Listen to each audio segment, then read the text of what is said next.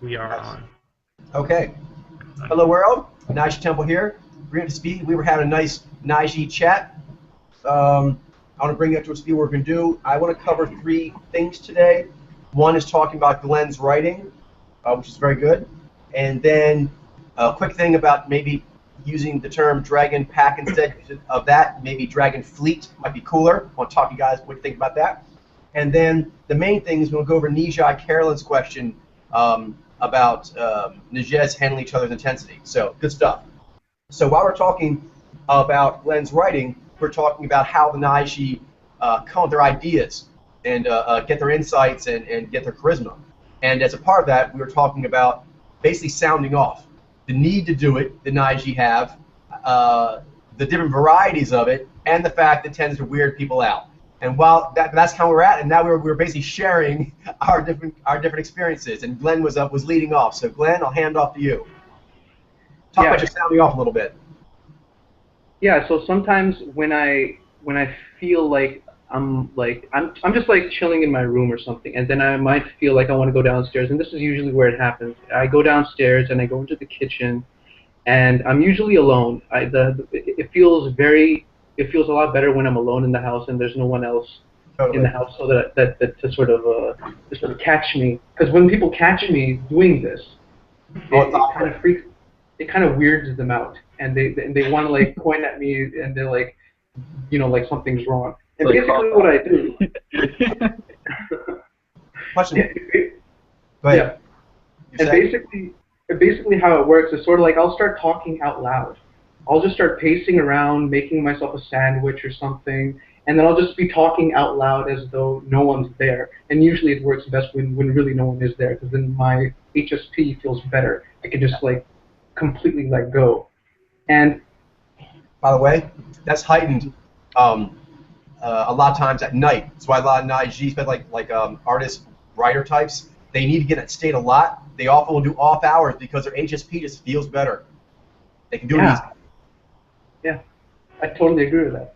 I've had like moments when I might like be laughing in my room, but I won't be making any noise. I'll just be laughing with my mouth wide open as I'm watching like a comedy thing or something. And I'll be very, very careful not to make any noise, because if anybody catches me, yeah, they're gonna be like, "Why are you awake? Go to sleep." Go to sleep.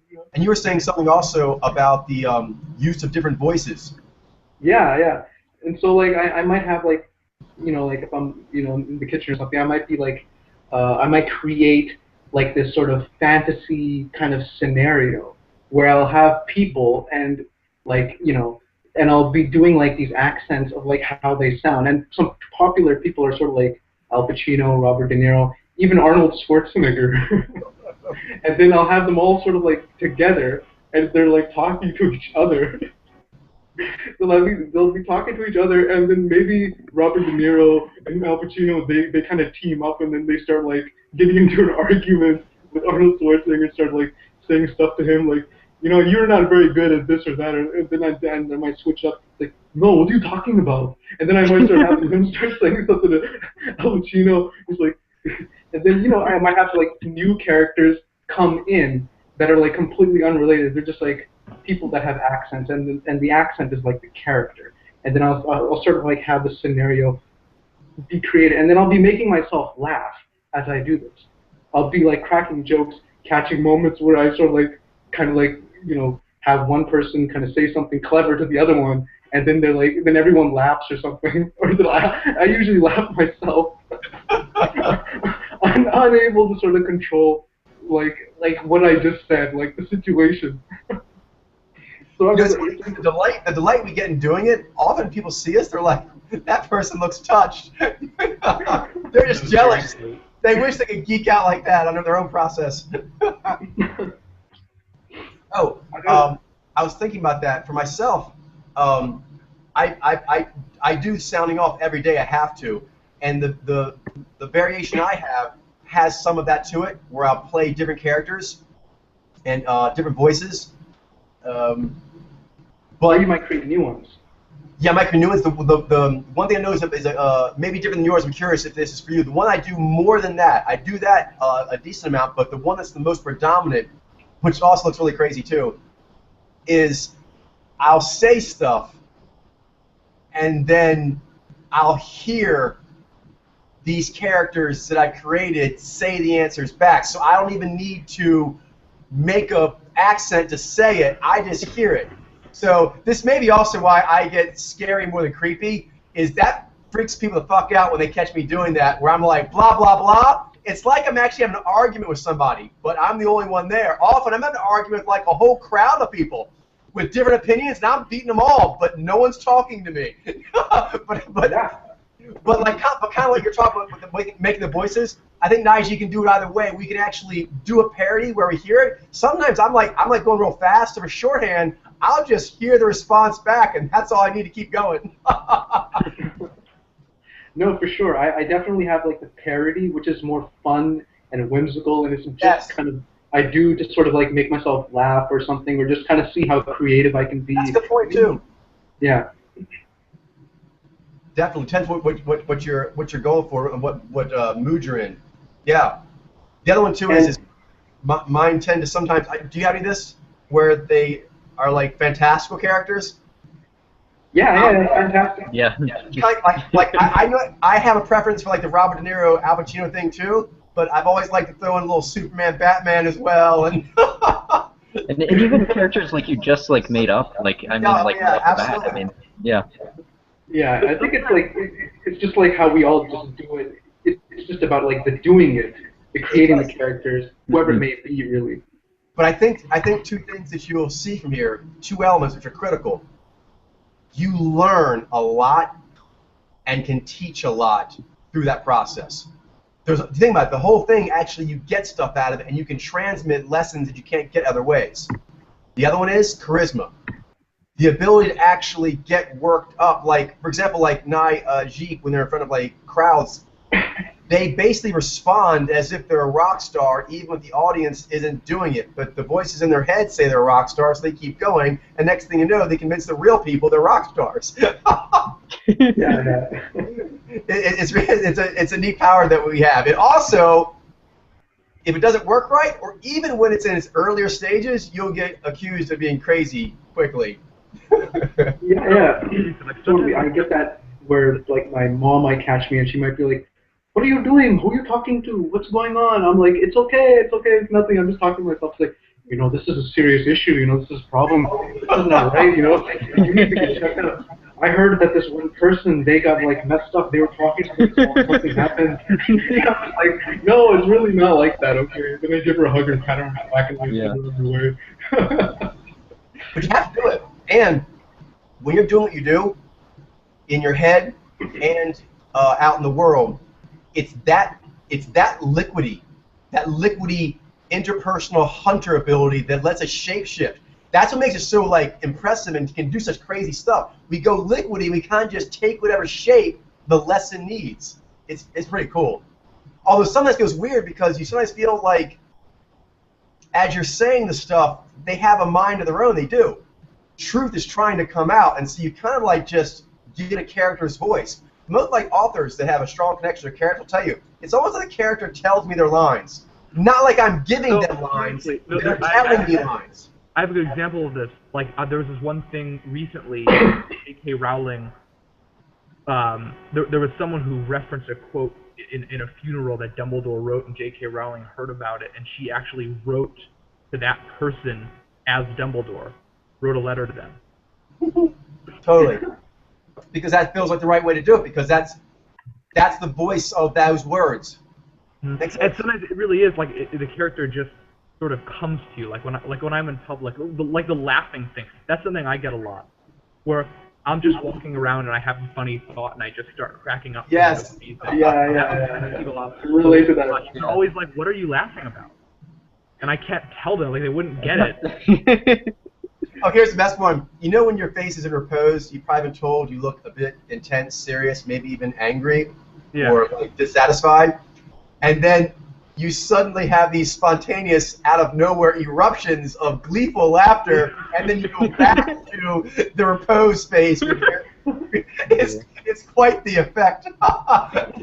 Yeah, I mean, go ahead. I had this one moment where actually there was like somebody and they were like talking, like I was in a group of people, and one person made a joke, and I wasn't even paying attention to the joke. I was paying attention to like my own simulator, like what's going on in there. And it just so happened that the timing is like someone in my head was making a joke, and I laughed to that. And they thought that I was laughing to their joke, which was I thought was interesting. Because I was laughing there, they were like, "Oh, you find it funny too?" I was like, "No, I'm laughing to my own thing." Like, it has nothing to do So with you. weird, man. Why so weird? Good stuff. All right, Ben, did you have something? Oh yeah, Ben? I don't know, like walking through a hallway or something, I'll just get this like huge like smile on my face, and like people are like, they just look at me like, what are you smiling at? Or yeah, I feel like yeah, totally. Like there's like this desire to want to like laugh about something, and then it's like awkward if you were to start doing that because it's like the situation doesn't really call for that. Just like like when you're doing something like normal or something, and that starts happening, people just kind of look at you funny. But Totally. Oh, another one on that is we're talking about how it can be seen different ways. One thing I think that they tend to find alarming, and it's natural for Nyy'xai to do it, but sometimes Nyy'xai might not even know this because it happens so fast, is there is an anxiety about being seen. And so when you get seen, there is like and there's like an extreme like alarm at that happening. However, that's actually through conditioning.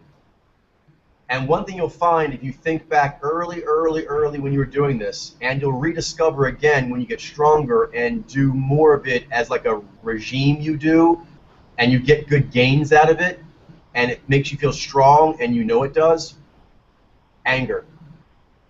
There is an intense, I have been affronted when someone it's like someone walked in you having sex. Because you're basically having like idea orgasms. And Nyy'xai get genius stuff from that. And so it is and we actually often will feel bad about this. It's that kind of like artistic temperament you hear about sometimes where you walk in on the artist studio and just flip out on you. So what'll happen is over time, Nyy'xai will either feel guilty about that or they get scared about the reprisals. So they shift that into kind of like an overall skittishness. And myself, I kind of have both. It depends where I am.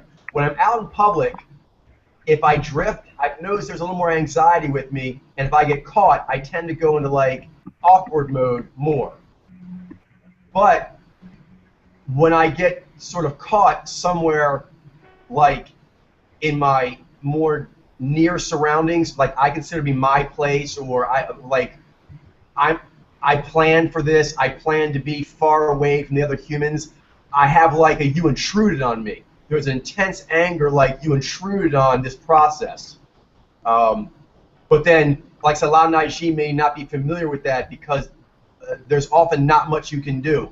And it's very difficult to explain why you're so upset that they intrude on you. For example, it may sound weird, when your mom or whoever asks you about those things, you may have what you think is your first reaction of, oh, this is really awkward that she heard me. But I want you to actually really think on that. That's not your first reaction. Your first reaction is, no, absolutely. I was on a train of thought, and my train of thought, which is important to me, got interrupted. Of course, of course. And so it's a fascinating. I find Nyy'xai like how intense we are and how many different emotions we can run through. So I think it's why we're so good at acting and a bunch of other stuff. Is we can like. I think change states so quickly into these different extreme forms. But I think the one that's most native, in fact, do you guys know this feeling where you get like a sick feeling in your stomach because of how angry you get? Like you are out somewhere walking around the fields in the country and you just, without even thinking about it, got really deep on something. And then you start sounding off. And you really get into it, like you're having sex getting into it. And then someone sees you, and you have to stop. There's like this almost queasy feeling, almost again to like when if you're having intercourse and you are suddenly interrupted. You can do that, but biologically, like your body gets like confused and upset because they had less a lot of energy going. Mm-hmm. Yeah, I kind of feel I kind of feel like I got caught, and now I have to sort of like find a way to sort of make myself seem more normal. Yeah, and that's also kind you of want like to get away so that you can continue what you were doing, like immediately. Yeah. I get really snippy with people, like in that, Yes. like just automatically, like I can't Yes, even. because you're gonna lose a train if you don't get back on it. Yeah. Yeah. So, It sucks because I mean, like after you let go of that moment, and then you kind of like find a safer place where you can just be yourself more. And it sucks that we even have to go places in order to be ourselves. Why can't we? You can't just do it anywhere, Yeah, I know that's what like really bothers me. I want to be myself everywhere, anywhere that I want to be, and not have anyone ever say anything to me about that. But I mean, if I do get caught and that situation does get thrown onto me, then I have to like find another place, and then I have to sort of find my way back into that kind of state again, which may take a minute or so, and that pisses me off. I don't like having to do that. I'd rather I was already in there and I just kept going even further and further. And I think to myself, like, if I wasn't interrupted, I would be way farther along by now. I wouldn't have to sort of work, start the engine again. You know what I mean? And that's what bothers me. And that can lead to like the arguments that you were mentioning. This was kind of like on my mind. You were talking about like there's two different forms, like a parody and then there's like a sounding off where it has to do with like actually talking to somebody. I might start talking to somebody that I disagreed with, like an argument or somebody, or maybe that person that kind of caught me and I don't even know who they are, and then I'll start sounding off to them like, like this is what you did wrong, and I get really worked up, and yeah, so I totally relate to that kind of thing as well.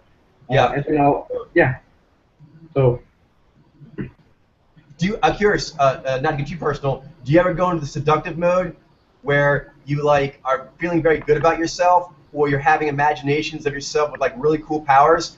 When I do, I start a lot of times to hang with Nyy'xai, and I'm like, oh, so let me, I put on my bardic charm and show off all the cool superpowers I got. And that's a different kind of sounding off too. But yeah, there's a parody one. There's more like the this is the way it is kind of thing. And there's more like, hey, my voice changes. It does. It goes like a different kind of form. Yeah, it can get really intense in those kinds of situations. You can start doing all sorts of like physical stuff. Like it may start off like very innocent, but then it sort of it escalates, of course. It escalates, of course. It's an Nyy'xai way to escalate. So, all right. If we don't have anything else, we can go over real quick the idea. I was thinking that the word dragon pack was like bothering me because I don't know, it just seemed too like a wolf and not enough more like being in the air and the independence thing. And so I like the idea of fleet because that tends to be more like in the ocean or in the air. Mm-hmm. And it also has a connotation of being like heavy cruisers. And heavy cruisers are basically worlds unto themselves. But you can have a fleet of heavy cruisers. Make sense? Yeah. That makes sense. I kind of get in the image of like airplanes or like ships or something like that, but this is more metaphysical. This is more like Nyy'xai's. And you are saying dragon first, so that that normally, it could still flow well, because if you say dragon first, then they probably wouldn't be thinking of airplanes. Yeah. But I kind of imagine like in Avatar, like those dragons, and then the one leader dragon with the red one. That's kind of like the fleet thing going on right there, right? That's kind of like the image that I get. Totally, and you see, it's pretty apex. I was also thinking, could we do something for like wizards or something? Or, like, like what do you call like a group of wizards or like a group of I don't know, maybe even druids or something. I don't know, something like that. A humanoid form version. Because I think wizards. I mean, they normally like group up in like these schools, like schools or guilds. Yeah, something like that. Like kind of like a tower, and there'll be like different levels, different disciplines, things like that they learn from. They tend to read a lot, I'm not familiar with this word, but is clan one that would work? Clan is something that generally has to do more with family relations. Okay. Although I've heard it used in like the game Vampire the Masquerade to kind of distinguish different sort of right. types of people. Right. Okay. But I usually. Guild. What's that? I was thinking guild. Yeah, that's the one I've heard a lot. There's some other ones too. We'll have to look, that's a good question. We'll have to look into that. But yeah, we should have to do one for dragons and for wizards. Yeah. And for shapeshifters. Actually, 3 shapeshifters too. Because there's like a whole shapeshifter kind of like, you know, werewolf, do whatever you want kind of thing that Nyy'xai do too. So, dragons, wizards, shapeshifters. All right. I like the word league too, actually. League's good also. I do like that. League of Yeah. Warm Wizards. The League of Warm Wizards. That's got a nice ring to it. All right. Are we good there, or can we move on? Yeah, I think sure, Dragon sure, Fleet it's is pretty good. Cool. I like the idea of like those other ones as well. We should start. You know, we should start a forum on that, a forum thread on that. Like just cool like metaphor names. It's important. So we should do that and put in the dragon thing, the wizard thing, and the shapeshifter thing, and we can go from there. Right. All right. So now let's get into Nyy'xai Carolyn's question. Her question is about how do Nyy'xai handle the sadness of Nyy'xai. I want to frame that bigger, so that it applies to the Nyy'xai's experience in general, and then also to other mojos in general.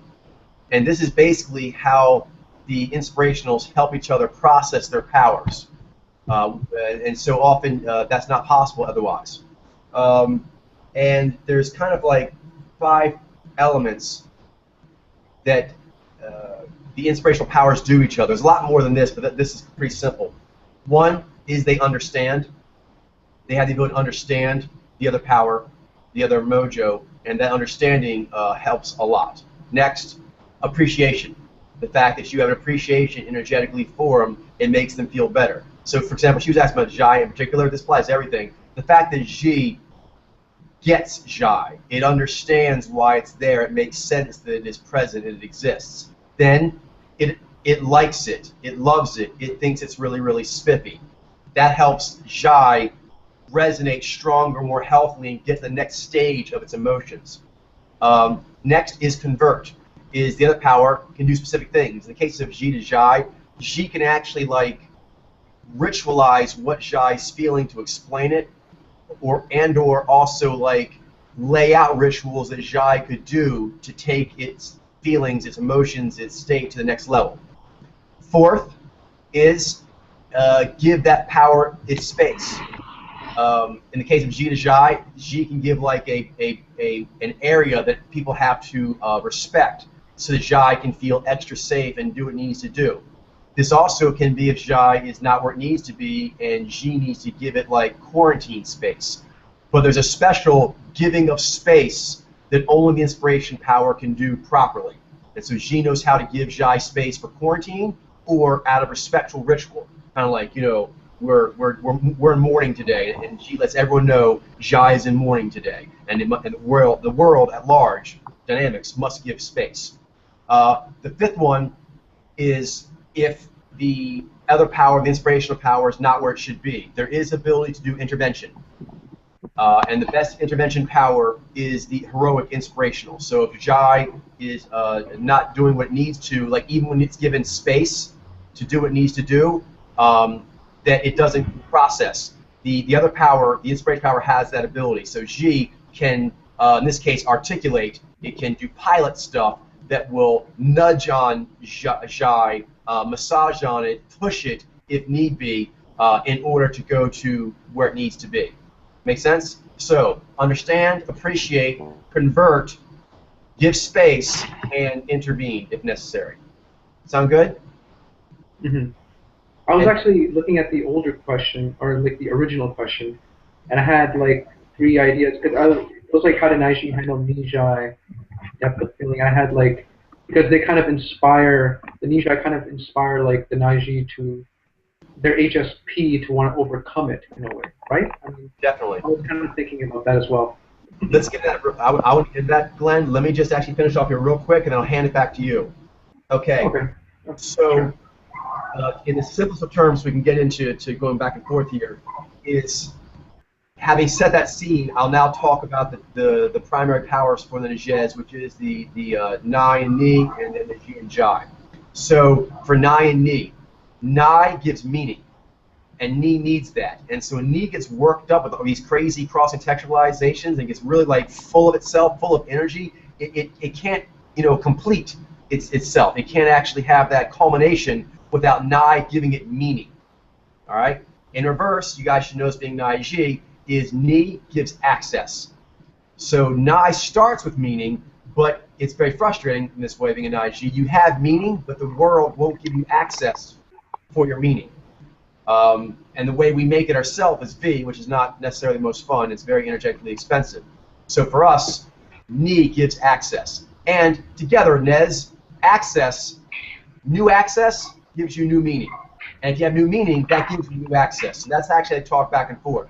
But you need to have both meaning and access to have the full culmination. That takes the other power. The other one is, Jai and Ji, is resonating and ritualizing. So a lot we're talking about here with Caroline is Ji's ability to ritualize things that allows Jai to go to its next stage, complete it, and start anew. Make sense, everyone? Mm-hmm. Yeah. Mm-hmm. Cool. So, meaning and access, ritualizing and resonating. From there, let's just go ahead and talk about it. And then also, at some point, I do want to actually mention, or at least have us go over some stuff they were saying in that Facebook thing that Jailene sent to us. Oh, okay. Cool. But Glenn, you were talking about some of the ideas that you were having? Yeah, I know you want to go really big on the question, and I respect that. But I do also, just to clarify, I do actually want to use as the example in this lesson the Nyy'xai, so that we can actually really give Carolyn what she wants. I believe we can give her what she wants by using the Nyy'xai as the focus example, but just note the principles that apply to everyone. Yeah, of course. Cool. So, I mean, like... We can go deep on the Nyy'xai. Yeah, so the question, I went over to the Facebook and I copy and pasted it here. It was, how does a Nyy'xai handle Nyy'xai's depth of feeling? Isn't it overwhelming? I can feel profound sadness. I never want that to be catchy. What I kind of like got out of that was, it's sort of like the question, the key word here is like handle. That's kind of like what popped out to me. How do Nyy'xai handle the Nyy'xai's depth of feeling? And when I saw that word, it kind of made me think about HSP and the way we have to sort of handle it, harness it, stylize it, whatever the case may be, in order to then make it so that it doesn't bother us as much anymore.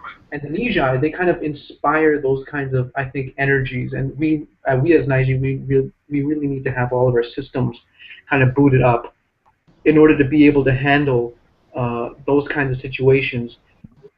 The HSP that we feel, we need to be able to handle that, so that we don't mess up and kind of do anything that would be like not the way that the situation demanded at the time. Right. Like I remember there are moments where like Nyy'xai, they might have like this moment where they feel the desire to want to really cry, and then like I can understand the fear of that, because it's sort of like, how do you deal with this situation? What should I do? And then I like the proper way that I kind of thought of it is just to just kind of go there and sort of let them know that everything is going to be okay, and sort of like rub their back and just let them kind of release and give them that sort of the thing. And it can be easy I think for like maybe a Nyy'xai to get overwhelmed and just sort of like get scared and like not know what to do, because it's sort of like, what's wrong, what's going on, and that's like the HSP kind of thing. Right. What? And then Okay. yeah. Oh, and then I also. No, please go ahead. Oh, it's okay. You can go. I pretty much said the main thing. Okay. For me, I was kind of struck by two things there. One of them is that, like you said, the word handle. The other one for me was get stuck. So on the handling, one thing I think is important to note is that Nyy'xai have HSP in general, but actually in this context, you may notice, for example, that Nyy'xai hit like crazy high emotional intensity notes in all kinds of art forms and things that they do. So that's not a problem for Nyy'xai. In fact, not only is it not a problem, it's actually a need. We need to do that. That's critical because our HSP, although it's really high in general, the Nyy'xai way does not actually make for a storm that increases our HSP. Their way of being, although it's stormy to a lot of people, to the Nyy'xai is actually healthy, mind you. And they're actually having healthy Zhai crying moments. Actually, we're designed to handle that better than any other mojo. Like, we don't have to overcome HSP to do that. Our HSP and the way we work is designed to be better at that than any other mojo. Do you know what I mean? As opposed to being harder. Yeah. Like, it's not like our HSP is here and their storm makes it even more so. Their storm, storm is actually what we're built for, and normal life is what we're not built for. And so our HSP is, we're walking around like, this is not hanging out with the Nyy'xai. So actually, hanging out with the Nyy'xai and doing like your three voices and dealing with the intense emotions that they feel when they read certain books or watch certain movies, that you're built to do that because as Nyy'xai, we write a lot of these books and movies and different things that put them in these states. So actually, we're like uniquely designed to put them in those states, carry them through those states, and bring them back to the process at the beginning point again. But if you don't know that, that's not what someone mentioned. Is if you don't have it down, this for any inspirationals, you can really freak each other out.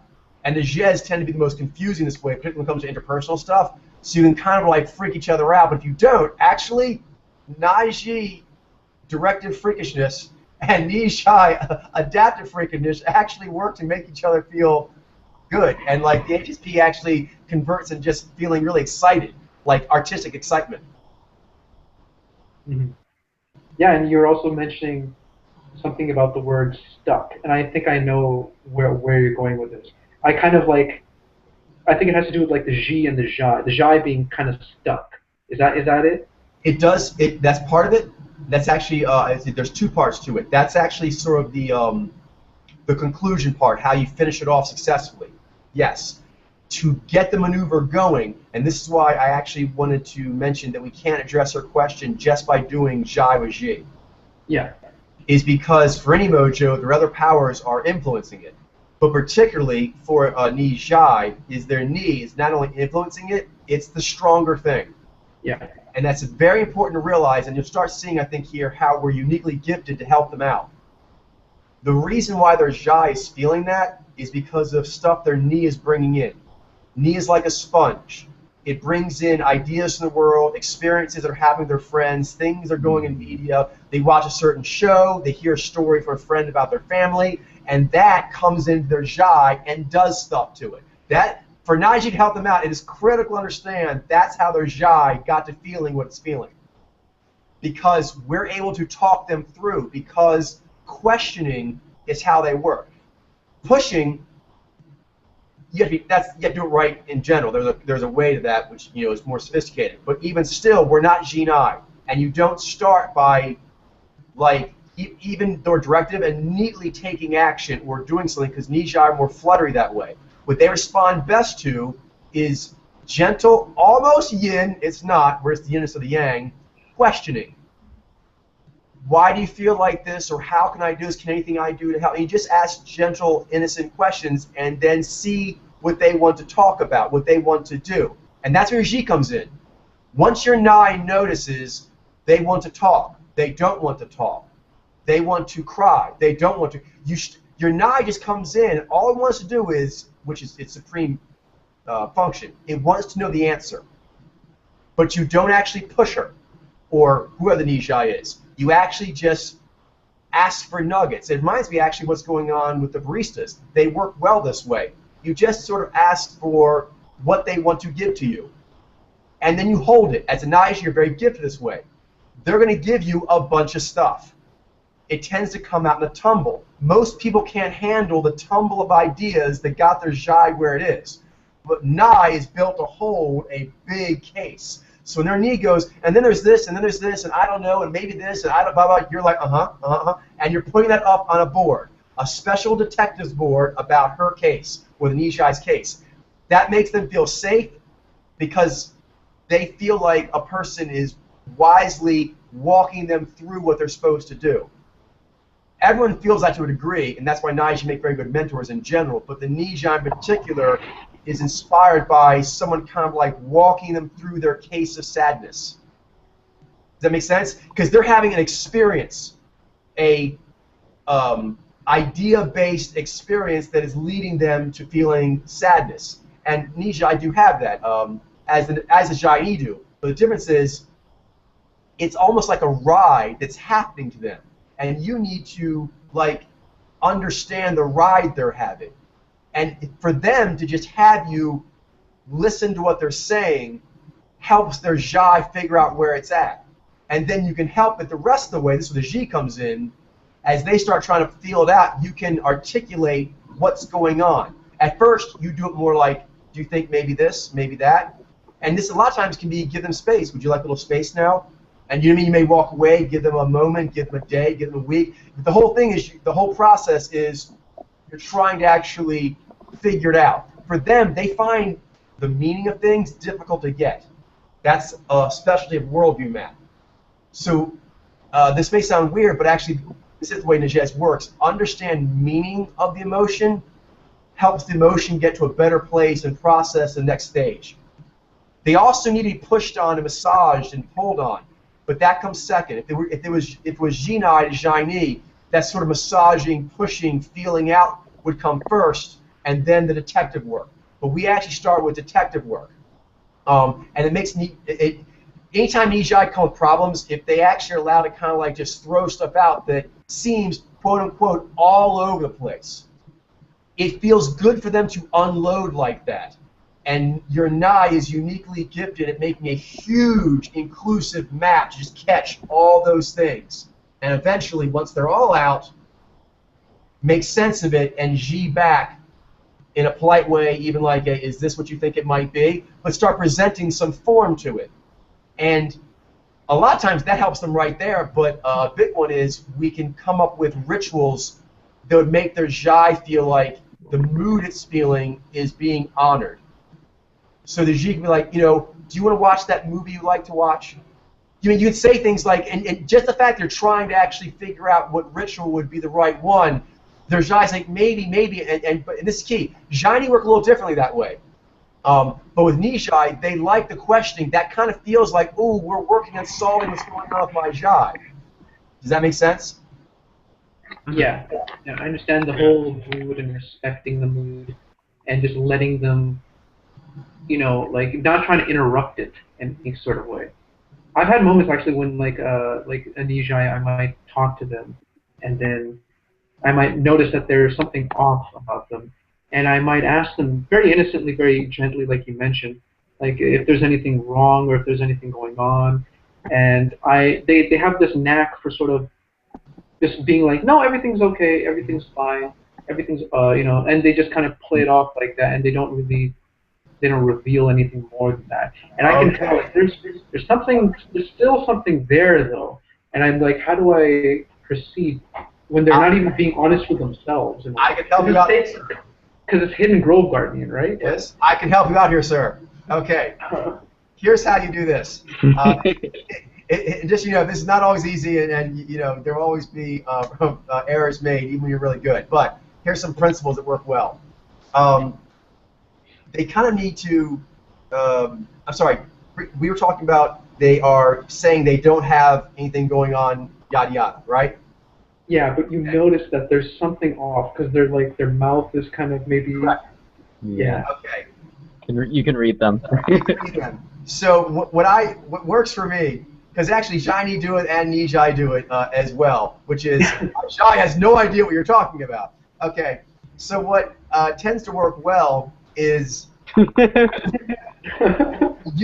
I use two methods most of the time. Method one is more direct, but it's still a bit more circuitous, which is I basically just start with a lot of positive energy and caring, just sort of noting, oh, I noticed that you kind of did such and such with your bags. Can I help you with that? And you start kind of like letting them know with your G that your Nye is just It's noticing the actions. Yes, exactly. But I don't actually like say what it means. I just say I'm noticing stuff. The other method I use a lot that is less direct than that is I ask them about kind of what they want to do, and based on that, a lot of times we can do an activity that they want to talk about, and it gets them talking, but they really wanted to talk of, ironically, this is kind of interesting. If you go at them, Glenn, they'll move away. But if you let them talk about something that makes them feel talkative at all, Jai has a tendency, this is something it has too that you can use to your advantage, it naturally just jumps tracks. Like if they want to talk about their family stuff, if you start talking about a TV show that has family stuff in it, the chances that they'll jump tracks are high. So I use that a lot. So this is where your Nye comes in too, of like thinking of what kind of topic can I bring up that isn't actually the topic itself, but it's very close to the topic and is very warm, and they can jump in or not. So a lot of times you'll have a lot of breakthroughs, and both Adorams do this because they have Nyi, but Nyy'xai even more because Nyi's first, where you're not really talking about you, but you are. You're talking about relationships in the speculative or the abstract without ever mentioning the names of people involved, i.e. you and them. You just kind of talk about it like that. And if you aren't aware of that, they both do this because of Nyi, but with Nyi more, it's more like this. The Nyy'xai have like a version of paranoia like Nyy'xai do, which is you weren't even trying to talk about them. You just talked about like some surfing stuff, and they're like, you know that I surfed back in the day. You're saying that you don't like the way I do such and such. They'll actually read stuff into it. So you have to watch out for that. But the upside is you can use that. If you talk to a Nyy'xai about something that you could easily make the principles of that story apply to something that's probably on their mind, they'll actually a lot of times jump in and play on that without you having to prompt them. This is why we are directed. We're the yinnest of the yang, but very influential. We basically figure out what they'd like to play on, create that, put it there, and walk away. And then we go back like the hunters we are and watch to see if they take it. And a lot of times it sounds like we're baiting them, but they actually do want to be baited. They don't know it though. They just feel better if they can like decide whether or not they want to play the conversation or not. Does that make any sense at all? Yeah, that makes sense. Yeah. I think like a good way to do it is like I think like I know for a fact that if like this seems more like Nyy'xai, like if I have an issue, I might make up a person. Like right. there's this, and the person is actually me, and like I'm going through that situation, but I'm talking about it as though no, it's not me, it's my friend Bob. Right. My Bob is going through this thing here. Everyone does that, but Nyy'xai probably do it more than anybody else. Yes.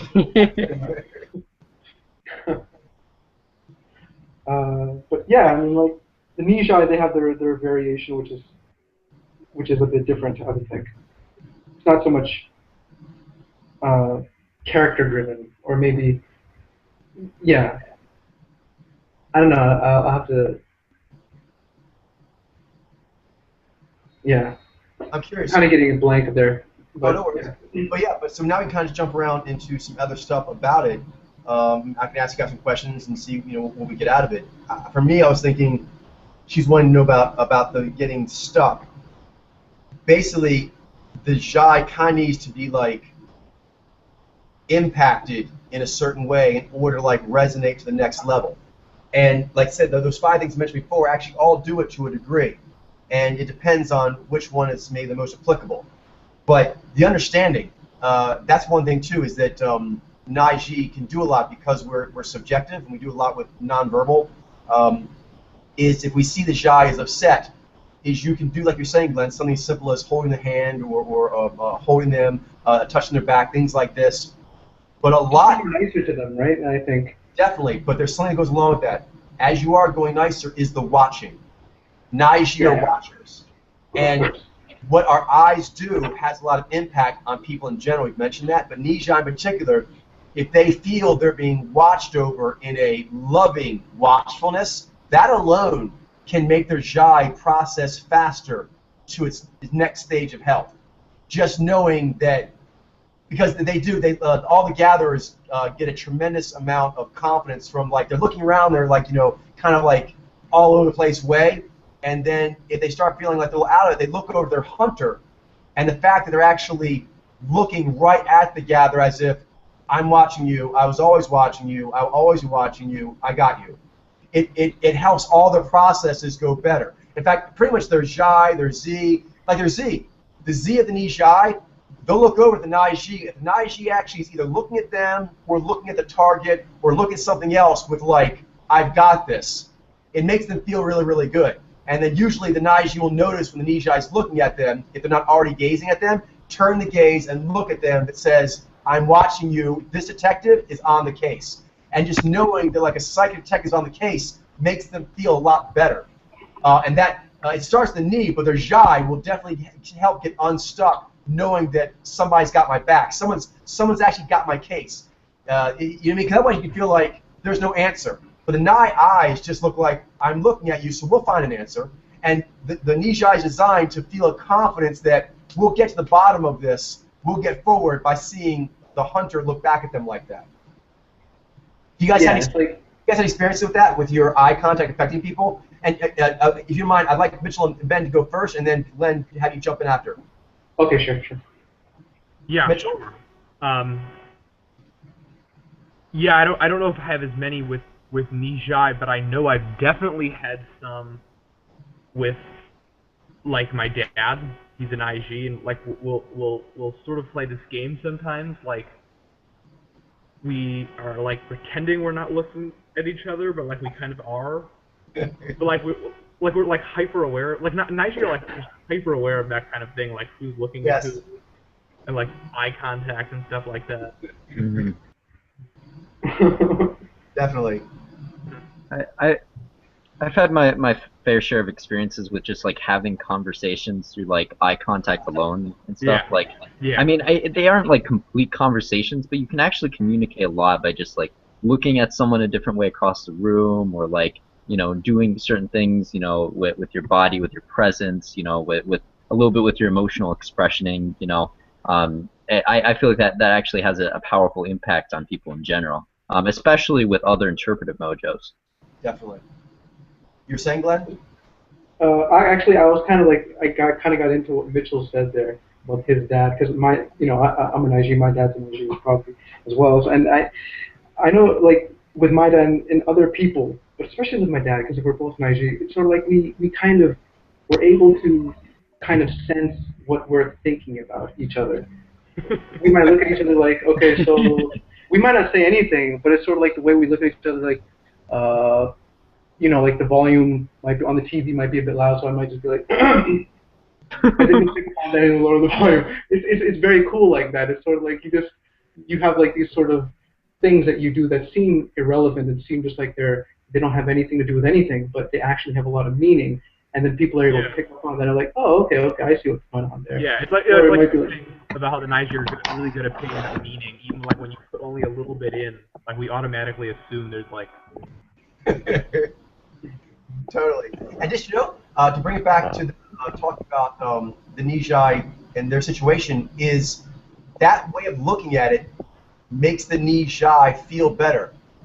Is that, I'd say three things that when you were saying that, guys, it made me think of. One is, like, philosopher, the other is artist, the other is detective. When we look at that, like, we give meaning with our eyes. And for the Nyy'xai, for anything they're doing, the starting of our inspirational dance is, when we look at them like that, Nyy'xai, for example, like being the muse of Nyy'xai artists. They also like being the psychological case that the Nyy'xai detective is on. You mean? So, like, and also even the hunter eyes, is they like actually feeling like they're being hunted, in that you're trying to pursue a better them, a happier them. That can unnerve most people, but actually, again, our unnervingness in the Nyy'xai case tends to give them nerve, tends to embolden them quite a bit. Ah, I see. Yeah. And I've actually noticed. the Nyy'xai will have an easier time processing if the psyche's feeling stronger and bolder in general. I was actually noticing. I like these experiences where like a Nyy'xai, they might have something that they're working on as far as like a something like an issue. Then I might, and it might not necessarily be me looking at them directly, but I see what you're saying. I might be like, oh, I'll figure that out. I'll do that, Oh, yeah. and then I'll take the responsibility of figuring that out, and then they'll feel like a sort of relief on that because it's sort of like I'm there to sort of help them with that thing, and then it reassures them very much and gives them a sense of well. Yeah, because that's a very good point. That's a subtle point, but a very important one. Is the eyes of the Nyy'xai, not only we can look at them, but our main thing is that we drift. And if we say to them, like, that you're on my mind, you're in my thoughts, my thoughts. We're listening to you. Exactly. When you do that, and because the way you normally carry yourself in your everyday life, they know how you are. They know that when you say that, you are now on their mind. Besides being looked at like that way, to see an artist mulling over how they're going to actually render you, to see the detective mulling over how they're going to solve your case, like I said, that makes them feel very, very good. Yeah. In general, when they're just neutral, it makes them feel very, very special and flattered. But if their Nyy'xai is feeling really sad, which it needs to, that's part of its healthy thing, but it can help move on to the next stage by actually having its sadness kind of like thought about, pondered in that way. Because for it to process its Nyy'xai, it needs to have its knee working very well. And for its knee to be working very well, it needs to be inspired by your Nyy'xai. Yeah, and I noticed that even if maybe you're not able to necessarily find the answer like immediately or maybe even for like a while, the fact that you were working on it and you're trying to figure it out makes them feel very, very like good that you actually cared enough to actually take the case and like really, really like go like all out on it. And it makes it feel like it's okay, it's like but you're like, no, I'll figure it out one day. Yeah, seriously, exactly. That does make sense. It helps tremendously. I'm curious to see. There's the other one is like I think the appreciating of it, and this is where I think a lot of times the Nai can sort of say how important it is that it's happening, but this is where the Shi might really come in as well, and sort of talk to the Jai of what you're doing needs to happen, and that I think one thing that they often feel good hearing, and it's true, is that knowing that what they're doing is healing themselves, and that you find it healing, and that the fact that they are feeling this emotional, this sad, means that they're very special. It's like I found it the perfect like G note to hit to honor the poignancy of the sadness while swinging it back to an upward kind of trajectory as far as a mood, which is that the sadness you're feeling needed to happen, and it's very good of you that you're doing it. Like the fact that you're doing this means that you're a heroic person, and I love you more. I think more of you because you do this. Like this kind of thing is what lets me know what a special person you are, and all those kinds of sentiments, which are true, make the Jai process, and also it can actually feel down because something brought it down, but then it can feel down because it got down, and then it can feel down because it doesn't know how to move into next steps out of down. Do you know what I mean? So the feeling a downward energy is actually appropriate. Like if you go on fasting things or whatever, that's an important part of the process in order to get like a true deep healing. But if you don't realize that it's happening the right way, then you can feel like I'm being weak right now. I'm making everybody depressed. I'm going to get stuck here. Yeah, then you can panic. You can actually like a proper stay in sad poignancy land can actually become a freak out episode like, I'm stuck here. And so if you see it more like it's a train station, and Nyy'xai are going to hit the sadness train station on a regular basis. But that's understood, and the Nyy'xai can explain that, and also the Ji can say, wow, my peak pathway wouldn't be what it is if you didn't have the Nyy'xai sadness. Your Nyy'xai sadness makes me love life more, makes me appreciate things more, makes me see beauty more. That their Nyy'xai is like, it can self-heal itself better when it realizes, oh, I'm not just taking like a downer time out. I'm doing something really important and productive for myself and for this other creature I find so inspiring.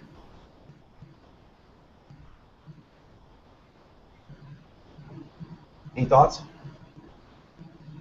Yeah, totally.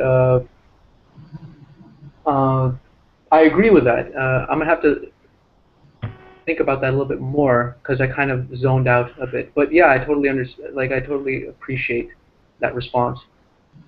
I was hoping maybe Mitchell or Ben could say something. Yeah. If you guys have anything. Do you guys have do you have experience with that as far as Nyy'xai feeling that it's weak and ugly, and if you can actually kind of like let it know that its crying is not weak or ugly or things like that, that it can help it along? Yeah, I mean, I think I have a little bit of experience with like affirmations like that. That it really is, you know, it's really like a good thing. It's, you know, it's kind of foggy for me. I don't think I have a lot of experience, but I think I've some a little bit of you know, flashbacks and memories relating to that. Gotcha. I definitely recommend trying some things out because those have worked well for me. Another sentiment I've expressed that has worked well is that they're honoring what made them sad. Because a lot of times the Nyy'xai will feel sad about just life or family or things that heard in the news, anything like that. They can hear like a mythology story or fantasy story, and it just gets them really feeling sad about stuff. And besides the fact that it's healthy, besides the fact that, you know, it makes them beautiful and so forth, is the idea that they're kind of like their tears and their sadness are really making whatever moved them honored. To have Nyy'xai cry or just be upset over, you know, hearing of a tragedy somewhere, you give that tragedy dignity. And it's really amazing that Nyy'xai can actually kind of lend its sadness to other things. Particularly with Ni over Nyy'xai, actually both albums have this, because the Ni pulls from all different areas to kind of feel things. And so you let them know, because that's how they work. You're like, when you feel sad about these things you pulled from all over the Ni, you're actually honoring them with that Nyy'xai. Like it's one of the greatest gifts you could do is to actually have Nyy'xai weep over something that moved it so. And so instead of feeling like it's ugly or weak, you're like, no, you're like bonus stacking something's like emotional importance and value. Do you know what I mean? Mm-hmm. And so a lot of times they really feel like they're crying or something's like ugly, and it's ugly, it's weak, and it's ruining somebody else's something. So instead of like you're not ruining, you're actually you're making it special. Yeah, like I totally understand what you're saying now.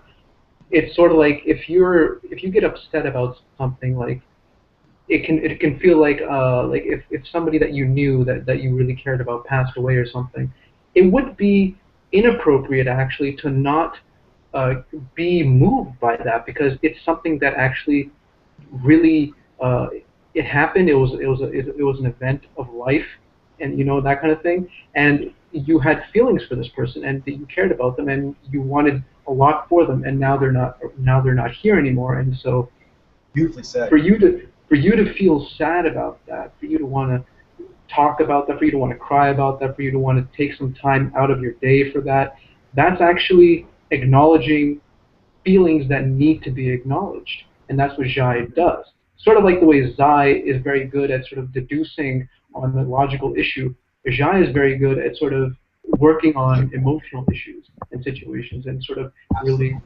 figuring them out and how they feel, and that's very important. It can be with a story, like maybe your favorite character, something happened to them. Yep. I mean, it totally needs to happen. And for Nyy'xai to feel ugly about that, that's not at all appropriate. That's not at all good. I mean, I think it's those inappropriate things that cause the stuck. Do you know what I mean? Because Nyy'xai naturally is supposed to resonate and go deep. So it does go inward and it does go deep, but it's not built to get stuck. So if it's getting stuck, it's because something inappropriate is happening. And I think, those things, we can help them realize, no, you're thinking those things inappropriate. You should be seeing that you're doing good. Yeah, for example, like me being a Nyy'xai, I can sort of zai the issue and just kind of ignore the pain of having to sort of go deep on the issue in a way. And I might just be like, okay, this happened, but whatever. I'm just going to keep working and being productive. Productive. I know this so well, my friend. Oh my goodness. But then the zai is sort of like, I might notice someone's face and they're like, they're trying to be the same way like me because they think that I'm being strong, but I'm like, I'm not really being strong. And for them to sort of get cracked up, or for them to sort of like start crying about that, or they kind of like get sad, it kind of makes me feel like, I haven't really processed through the situation as fully as I need to, and there needs to be healing now that needs to happen. And so the zai, it really inspires that sort of healing to happen. Definitely. It also kind of says like a healing, and also I'd say it's like blessing of like certain things are sacred and you can't move past them without taking time to resonate with them. To not resonate with them would be disrespectful. And sometimes it can be so concerned with like winning that actually its code of conduct becomes disrespectful, actually, natural law, and some of the moral things or feeling things that maybe can't push and pull as much. But you know what I mean? And so zai kind of puts it on your radar like, okay, if I don't do that, give time or space to that, then I'm scoring poorly. It really does the perfect job of actually aligning Xi's idea of scoring. Because otherwise you start thinking of something else and then you kind of just get random scores that don't end up meaning anything. Yeah. Yeah, that sounds very much like doctrine of directiveness that you're describing there. I feel like a Nyy'xai and another Nyy'xai, they might spend a lot of time and they might just be like, it's strong not to just let these feelings kind of get on you, so you just move forward. And then like if another Nyy'xai or another person is kind of going through the situation, then you just like slap them on their back and like, no, it's good, you just gotta do this and you'll be good with this. Don't be such a wuss or something. Just keep doing this. Yeah. That's improper because the feelings they need to be processed, and that needs to be respected. That entire thing. Yeah, because not just like ridden over. That makes you wiser and gives you better code of conduct too. Definitely. So yeah, it's not strong to just keep moving even when your trajectory and your conduct are going off. That's just moving and forward. When you're wounded. Yeah, exactly. That's just messing up with a lot of speed.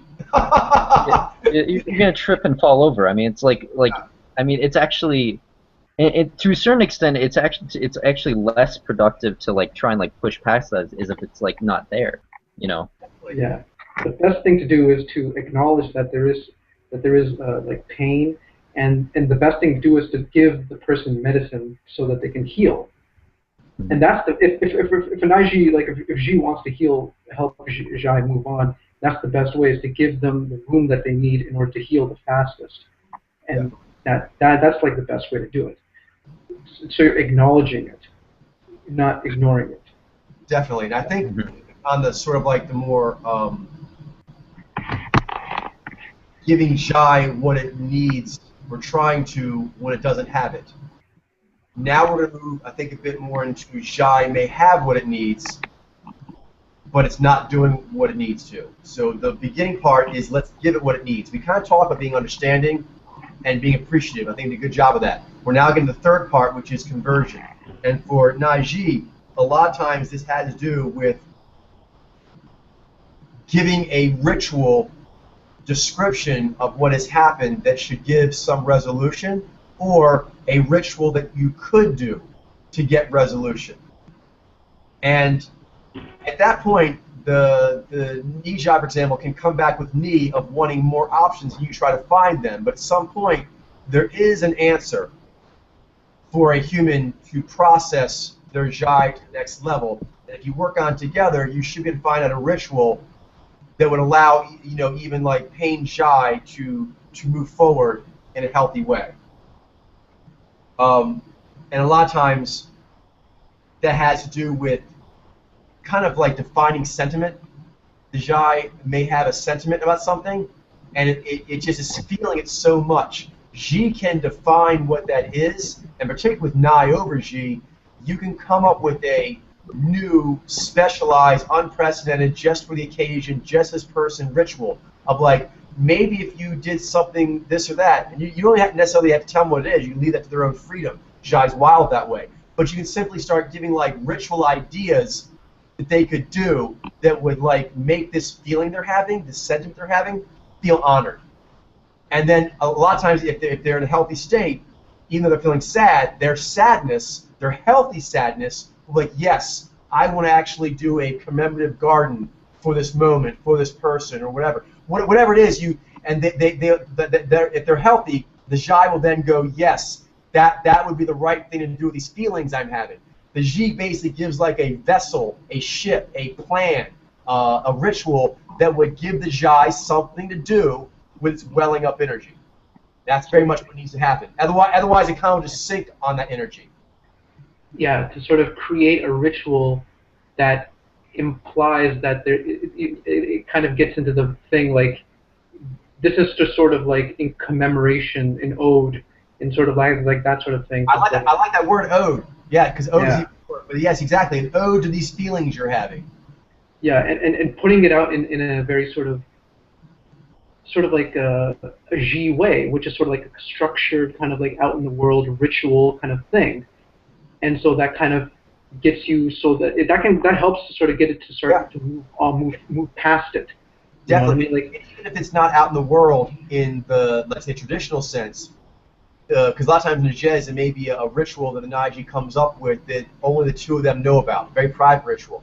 But but there's a formality to it that does give it its objective nature. A lot of times, you're right, it is actually worldly, and Nyy'xai will actually put it out in the world. But they also can simply, quote unquote, make it a thing by like, let's buy this and do this at sunset, and it gives it a form that makes it a thing. The Nyy'xai's like, yes, and the Nyy'xai feels like, okay, these feelings now have been given respect. They've been given a place to be.